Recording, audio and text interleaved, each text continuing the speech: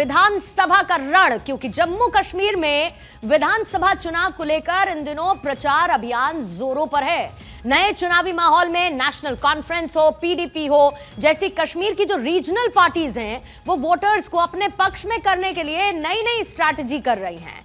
दरअसल पिछले 3 दशकों में कश्मीर घाटी में लगभग हर चुनाव हिंसा, आतंकी धमकियों और अलगाववादियों के चुनाव बहिष्कार के आह्वान से प्रभावित रहा है। पहले राजनेताओं को निशाना बनाया जाता था, चुनावों के खिलाफ आतंकी धमकी वाले पोस्टर रोजाना की घटना थी, इस तरीके के लगते थे। और इसी डर और भय के माहौल को और ज्यादा बढ़ाने के लिए हुर्रियत कॉन्फ्रेंस के बैनर तले अलगाववादी चुनाव बहिष्कार का आह्वान करते थे। इन सभी वजहों से श्रीनगर, दक्षिण कश्मीर और उत्तरी कश्मीर के कुछ हिस्सों सहित कई क्षेत्रों में मतदान प्रतिशत में लगातार गिरावट रही और इससे राजनीतिक दलों को भी अपनी रणनीति सुनिश्चित करने में मदद मिलती थी। आर्टिकल 370 के खत्म होने के बाद पहला विधानसभा चुनाव हो रहा है और कहा यह भी जा रहा है कि यह चुनाव कुछ अलग परिणाम दे सकता है, जिसके बारे में स्थानीय पार्टियों ने सोचा भी नहीं होगा। जम्मू कश्मीर चुनाव जैसे जैसे करीब आ रहा है, पार्टियों के वादे के पिटारे खुलते जा रहे हैं। लगभग सभी पार्टियों ने अपने अपने वादे जनता के सामने रख दिए हैं। कोई संकल्प पत्र, कोई घोषणा पत्र, मैनिफेस्टो जिसको कहा जाता है। कुछ खास बातें हैं जो कि तीनों ही पार्टियों की आपको एक एक करके बता देते हैं कि उनके मैनिफेस्टो में आखिर क्या शामिल रहा है। सबसे पहले बात करेंगे बीजेपी के घोषणा पत्र की। इसमें आर्टिकल 370 कभी बहाल नहीं होगा, यह इतिहास की बात हो गई। इसका जिक्र अमित शाह की तरफ से किया गया। जम्मू कश्मीर को पूर्ण राज्य का दर्जा मिलेगा। दहशत के बीच पाकिस्तान से कोई बातचीत नहीं होगी। आतंकवाद, अलगाववाद का खात्मा होगा। हिंदू मंदिरों का पुनर्निर्माण किया जाएगा जिनको तोड़ दिया गया था। फिर राज्य में 5 लाख रोजगार के अवसर पैदा होंगे। इसके साथ ही महिलाओं को, घर की एक महिला को हर एक वर्ष आर्थिक मदद का भी ऐलान बीजेपी ने अपने मैनिफेस्टो में किया है। इसके साथ ही आपको यह भी बता देते हैं कि बीजेपी के मैनिफेस्टो में डिटेल में बाद में उसका जिक्र करूंगी, लेकिन बाकी पार्टियों की बात कर लेते हैं। जैसे कि बाकी जो पार्टियां हैं, घाटी से लोगों को क्या वादे वो दे रही हैं, ये भी आप समझिए। नेशनल कॉन्फ्रेंस की सबसे पहले बात कर लेते हैं। नेशनल कॉन्फ्रेंस यानी कि एनसीए सीधे सीधे कह चुकी है कि उनकी सरकार अगर बनती है तो एक तो धारा 370 की फिर से हम बहाली कर देंगे, ये नेशनल कॉन्फ्रेंस का दावा है। इसके साथ साथ मैनिफेस्टो में और कुछ क्या खास है। आर्टिकल 370 की तो बात की, 35A की बहाली की बात की। फिर जो राजनीतिक बंदी हैं उनकी रिहाई का जिक्र नेशनल कॉन्फ्रेंस की तरफ से किया गया। जो गरीब महिलाएं हैं उनको हर महीने 5,000 रुपए दिए जाएंगे। मुफ्त 200 यूनिट बिजली दी जाएगी और नशे के खिलाफ मुहिम चलाएंगे। कृषि और बागवानी को बढ़ावा देंगे। साथ ही छात्रों को कॉलेज तक मुफ्त शिक्षा प्रदान की जाएगी। ये नेशनल कॉन्फ्रेंस ने वायदा किया है अपने मैनिफेस्टो में। अब नेशनल कॉन्फ्रेंस के वादे तो आपने जान लिए। महबूबा मुफ्ती की पार्टी पीडीपी क्या कह रही है, जन्नत की जनता से क्या वादे कर रही है, चुनाव को लेकर उनकी खास बातें क्या हैं। नेशनल कॉन्फ्रेंस और बीजेपी का जो धारा 370 को लेकर एक आमने सामने की स्थिति है, पीडीपी इस पर कोई चर्चा नहीं कर रही है। उसके अगर हम मैनिफेस्टो की बात करेंगे तो उसमें क्या कुछ शामिल है। महबूबा मुफ्ती जो है वो सबसे पहले जम्मू कश्मीर को पूर्ण राज्य का दर्जा देने की बात करती हैं। फिर पाकिस्तान के साथ बातचीत की बात करती हैं। जो कश्मीरी पंडित हैं उनकी वापसी की जाएगी, उनको वापस लाया जाएगा। ओल्ड पेंशन स्कीम, ओपीएस की बहाली होगी। फिर पीएसए, यूएपीए और आफ्सपा जैसे कानूनों को रद्द कर देंगी अगर उनकी सरकार बनती है तो। फिर एलओसी के पार एक मुक्त व्यापार क्षेत्र बनाएंगे, यानी कि जो फ्री ट्रेड जोन है उसको बनाया जाएगा, ये महबूबा मुफ्ती कह रही हैं। हालांकि इसी बीच में नेशनल कॉन्फ्रेंस ने जरूर आरोप लगाया है कि पीडीपी के पास अपना कुछ नया नहीं है और उसने अपने मैनिफेस्टो को कॉपी, यानी नेशनल कॉन्फ्रेंस के मैनिफेस्टो को कॉपी किया है पीडीपी ने। धारा 370 को लेकर महबूबा ने क्या कहा, पहले आप वो सुनिएगा, क्योंकि इस बार के चुनावों में मुख्य मुद्दा है धारा 370 का। ये वही बीजेपी की सरकार है जिसमें जब अटल बिहारी साहब चीफ प्राइम मिनिस्टर थे तो उन्होंने माना कि जम्मू कश्मीर की समस्या है, इसका समाधान निकालना है, और उन्होंने पाकिस्तान से भी बात की और यहाँ सेपरेटिस्ट लीडर से भी बात की।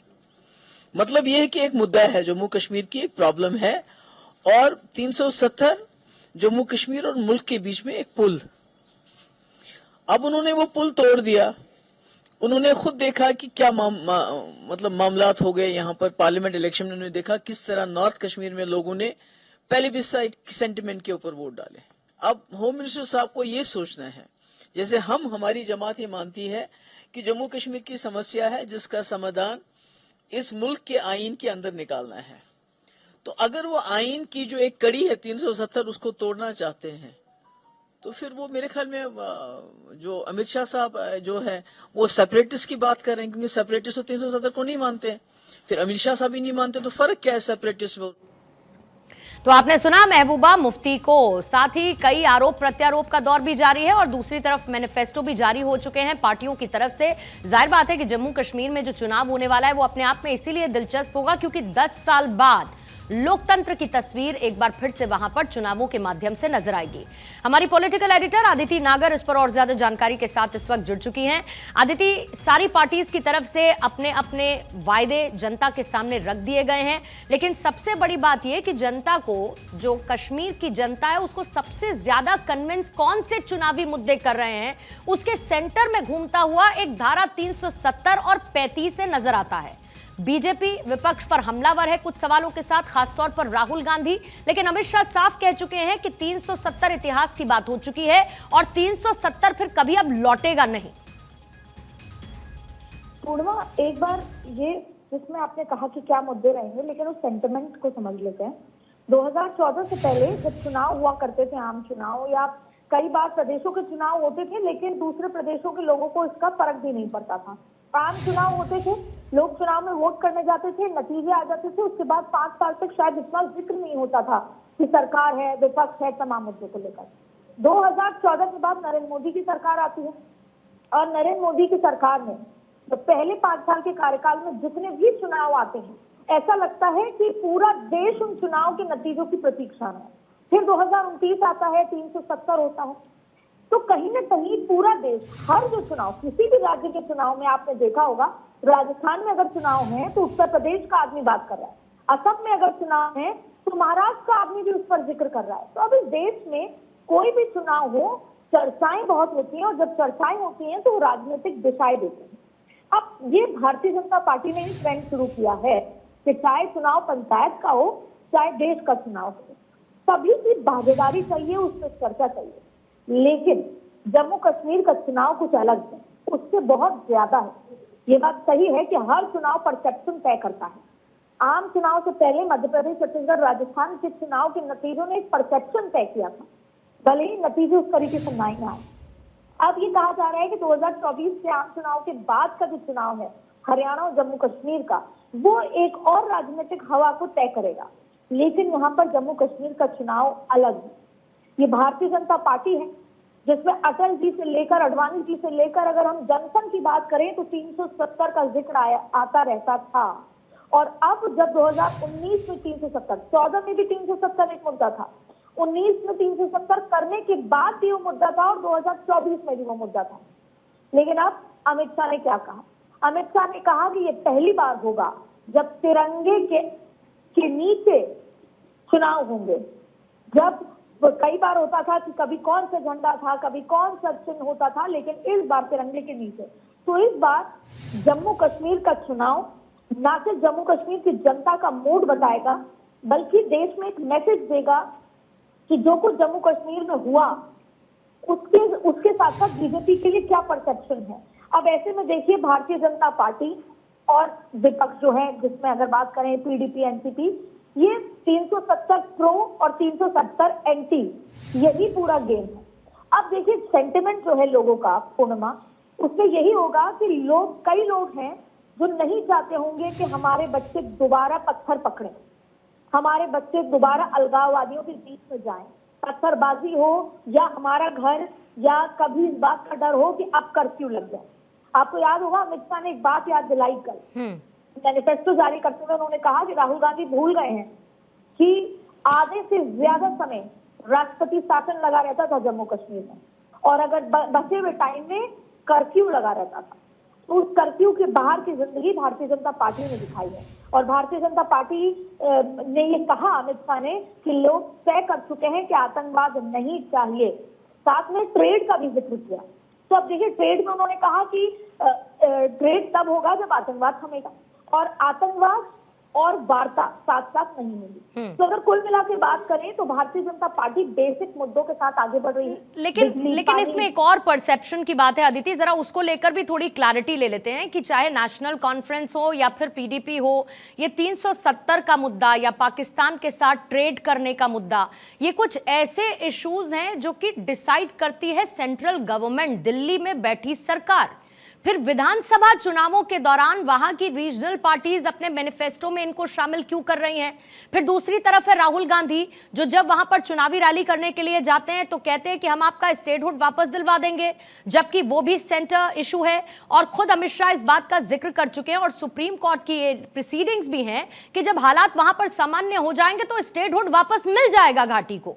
तो ऐसे में ये नैरेटिव स्टैब्लिश करने का क्या मतलब, और उन फैसलों का जिक्र क्यों करना जो वहां की रीजनल पार्टीज के हाथ में है ही नहीं, फिर चाहे वो चुनाव जीत भी जाए तब भी? सबसे महत्वपूर्ण ये सवाल आपने किया है, ये अपने आप में बहुत महत्वता रखता है जनता की आंख खोलने के लिए। देखिए, जनता फ्री है कि वो किसको चुनाव में वोट देती है, लेकिन सवाल ये उठता है कि चाहे पीडीपी हो, एनपी हो, चाहे भारतीय जनता पार्टी हो, ये तीनों ने ही ये बात कही है स्टेटहुड से लेकर। ये बात अलग है कि भारतीय जनता पार्टी की सरकार केंद्र में है, वो ये बात दावा कर सकती है, ये बात का विश्वास दिला सकती है कि हम स्टेटहुड लौटा देंगे क्योंकि केंद्र में उनकी सरकार है और कहीं ना कहीं केंद्र की सरकार, गृह मंत्रालय तमाम स्थितियों को भांपते हुए इसका फैसला कर सकते हैं। लेकिन सवाल क्या है कि जनता से वोट लेना, आपने देखा कर्नाटक में फ्रीबीज का मुद्दा आया, जिन बसों को कहा गया फ्री दी जाएंगी, आज वो बसें है ही नहीं सड़कों पे। तो ये जो कहीं ना कहीं जनता को एक बार सब कुछ कह दिया जाए और उससे वोट ले लिया जाए और उसके बाद उसको कुछ भी ना दिया जाए। हालांकि देखिए, जनता को तीन चीजें बेसिक समझनी है जम्मू कश्मीर की। वो क्या चाहती, वो क्या 370 और उसके पहले वाला 5 अगस्त से पहले वाला जो समय था वो चाहती है, क्योंकि अभी भी घाटी की बात कर लें या नॉर्थ कश्मीर की बात कर लें, अभी भी वहां से लोग चाहते हैं दो चीजें। पहला, खुद की सरकार। वो आज भी उनको ये चाहिए कि अगर मेरी खुद की सरकार होगी, मेरे स्टेट की सरकार होगी, वो जो तय करेगी हम उसको सिर आंखों पर रखेंगे। लेकिन कहीं ना कहीं वो केंद्र की सरकार द्वारा लिए गए फैसलों को अपनाने में अभी भी बहुत ज्यादा वो नहीं, उनके लिए कंफर्टेबल नहीं है। तो ऐसे में अभी सवाल देखिए, आपने महबूबा मुफ्ती का बयान सुना, आपने उमर अब्दुल्ला, देखिए वो चुनाव में इसलिए नहीं उतर रहे हैं कि उन्होंने कहा मैं तब उतरूंगा जब यहाँ पे खुद की सरकार होगी, स्टेटहुड होगा, ये यूटी नहीं होगा। तो अभी भी सबको पता है कि सरकार चुनाव जीत कर भी आ जाएंगे, लेकिन होगा वही जो केंद्र चाहता है। और इसीलिए भारतीय जनता पार्टी को ये बात पता है कि अंततः फैसले या कोई भी पुलिस या कोई भी एक्शन होगा तभी जब केंद्र सरकार और गृह मंत्रालय की तरफ से एक्शन होगा। और यही वजह थी कि अमित शाह को चेहरा बना के भेजा, यही वजह थी कि अमित शाह ने आतंकवाद हटाने के लिए कहा, यही वजह थी कि उन्होंने कहा कि हम यहाँ पर पर्यटन लाएंगे, और यही वजह थी कि उन्होंने विश्वास दिलाया कि गुजरात के तर्ज पे हम यहाँ का विकास करेंगे। लेकिन ये बहुत महत्वपूर्ण सवाल है कि जनता ये समझ ले कि जो भी वादे किए गए हैं किसी भी पार्टी की तरफ से, क्या वो सक्षम है इसको धरातल पर उतारने में? अगर फर्ज कीजिए उनकी पार्टी की सरकार वहां बन भी जाती है, तो ऐसे में जनता को पता है, जम्मू कश्मीर की जनता को पता है, लेकिन अभी उनसे बात करेंगे तो वो खुल के बात नहीं करते। वो चुनाव वाले दिन ही सब कुछ करते हैं, चुनाव वाले दिन ही। तो वही वहां पर भी वही साइलेंस बना हुआ है। पीडीपी के लोगों को लगता है कि वो जीत जाएंगे, एनपी के लोगों को लगता है इस बार सरकार उनकी आएगी, और वहीं भारतीय जनता पार्टी भी ये मानती है कि जम्मू कश्मीर में इतनी ज्यादा सीटें ले ली जाएं जिससे कि कहीं ना कहीं किंग मेकर की भूमिका में। बिल्कुल, लेकिन जमहूरियत की तस्वीर के लिहाज से जरूर बदलाव देखने को मिले हैं, और इस बार का चुनाव एक बदलाव का चुनाव, कश्मीर, बदले हुए कश्मीर का चुनाव इसीलिए भी कहा जा रहा है क्योंकि इसकी एक बानगी लोकसभा चुनावों में वोटिंग परसेंटेज के लिहाज से भी देखने को मिली है। जाहिर बात है कि इस बार अगर बड़ा हुआ वोटिंग परसेंटेज होता है तो जैसा कि बीजेपी क्लेम कर रही है कि नतीजा बिल्कुल उलट होगा और बीजेपी के पक्ष में होगा, या बाकी पार्टीज जिस तरीके से दावा कर रही हैं कि चुनाव हम जीतेंगे, ये वहां की जनता तय करेगी, क्योंकि वो कश्मीर की बहाली और वहां पर शांति, अमन, चैन को पसंद करती है।